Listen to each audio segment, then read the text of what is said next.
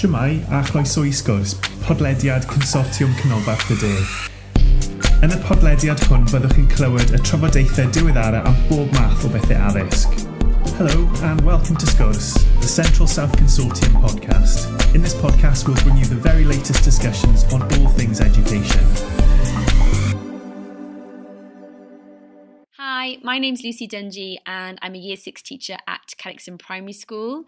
This podcast is going to be in relation to the professional learning we've undergone as staff in the last few months, and I am joined by Sarah Brooks, also a teacher at Cadoxton, currently in Year 3, and at the moment I lead on maths and coaching and a Phase 2 leader here. Okay.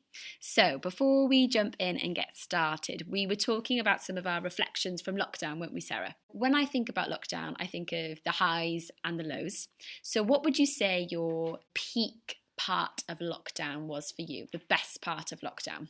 I think my peak of lockdown would have to just be having the time to be outdoors every day with my dog and with my daughter, and really just kind of immersing ourselves in what we could at that time. So that was a peak. Lovely, lovely. I think mine would have to be running a 10k for the first time. I was really proud of myself, very unexpected, and yeah, overjoyed. But obviously, with the highs also came some of the lows. So what would have been a pit moment for you during lockdown? I think, there were so many people in so many different contexts during lockdown. A pit for me was kind of trying to balance being a teacher and being a leader at Cadoxton Primary School and making sure that we were giving the very, very best we could to our learners, but also having my own daughter at home. Of course, And trying to manage her learning and make sure that her well-being was the best that it could be as well. Yeah. So just that early few weeks where I just didn't know how to manage life.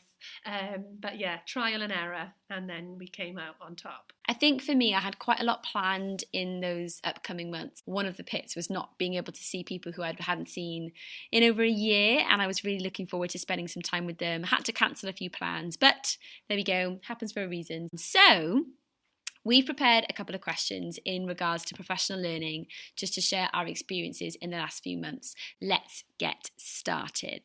The first question that we wanted to look at was, why did we continue engaging in professional learning during lockdown? I think for us, not only is professional learning one of the professional standards, it's also central to our Cadoxton way here. And I think professional learning, it allows you to be a learner. It allows you opportunities to collaborate and to share. It gives you the opportunity to try new things. Yeah. And really, I suppose, there's a lot of reading and there's a lot of research, but hugely it's about taking action. So actually, during lockdown, so many of our staff found themselves with more time and space to reflect on learning that they've done, but also to kind of think about what they might want to implement going forward. So as a staff, we were encouraged to kind of develop our skills, things that we could bring back to school with us. And it was amazing. There was such a range of professional learning that went on, from like woodwork to Microsoft Office training or Apple training. And we looked hugely at progression. And then as a staff, lots of our staff went off and did open university courses. So ultimately, just because school wasn't there and because the children weren't there, it doesn't mean that our expectations ever changed. I completely agree, and I think ultimately the time and space thing, everyone was coming from a very different context, a very different home, but at the end of the day, it was having the ability to take a step back, especially I think as a teacher doing a personal inquiry, I was able to look back and think about, actually, how would I do this differently next time? So having that time and space to reflect, I thought was really valuable too. So, Lucy, what was the focus of professional learning during lockdown as a school, and why? So our biggest focus during lockdown was looking at resilience, both within ourselves as practitioners, but also within our students as well. So we had Sally, who came in from Perform and Grow, thank you. Our first session with Sally was in March, where we looked at the science behind resilience. There were many conversations around the different hormones within our bodies, cortisol, dopamine, serotonin, looking at all of those and how they control and affect our daily lives and how that's a completely natural human response. I loved looking at the science behind it. But then our second session with Sally looked at how we can implement that in a classroom. But resilience has always been a really popular asset to discuss within schools. You know, it goes hand in hand with Carol Dweck's growth mindset. That's been a huge thing within schools in the last few years. But ultimately, you know, we placed value on resilience because it is a really key quality in daily life. It's a key feature which will take you all the way from young to old. And couple that with going into lockdown, it just really seemed like a really important focus to have for ourselves, but also for our children. We had many different children in many different situations, and we knew that we would have to support them in lots of different ways, but also this was an opportunity for them to understand more about themselves too. So a key quality for the future, really, resilience is overcoming to achieve in every single way. And we wanted to develop that concept that it's a mindset, it is a choice. It is not something you're born with. It's not something you naturally develop because you've had challenging life experiences. It is a mindset. And at the end of the day, it's a choice. And we can control that if we want to. So reflecting on what we've learned then, what was the impact of this professional learning on you as a practitioner? Well, for me, any new academic year is always about getting the rhythm of the day right. And I really did have to take a step back and try and slow down this year. Thinking about all of the professional learning that we've done on resilience and growth mindset, our learner behaviours, and obviously also a huge focus on learner progression, there were kind of these three questions in my mind, you know, what's going to go on for our learners, or what is going on for our learners? How do we know? And why does it matter? So those first few weeks for me were massively about slowing down and taking the time to get to know them. Relationships has always been a priority at Cadoxton, but it was just so much more important with the start of this new term following lockdown. So we had to really, really take the time to observe our children, watching them in the learning environment, their behaviours and their interactions with their peers, but also with adults. How they were engaging with the environment was a huge focus. And I suppose as a result of that, we really did have to take huge action, implementing writing and maths areas into year 3, making sure that the continuous and enhanced provision was right. There were so many changes that needed to happen to meet the needs of the learners that are here right now. So I suppose the biggest impact on me is slowing down, taking time, really getting to know the children and thinking about how we can plan for quality differentiation. We're also, I suppose, looking forward to some coaching observations too. So looking at really how can we make sure that we continue to develop resilience in our learners in the classroom. So we've had a really insightful discussion so far, but how really are we implementing all of this learning now?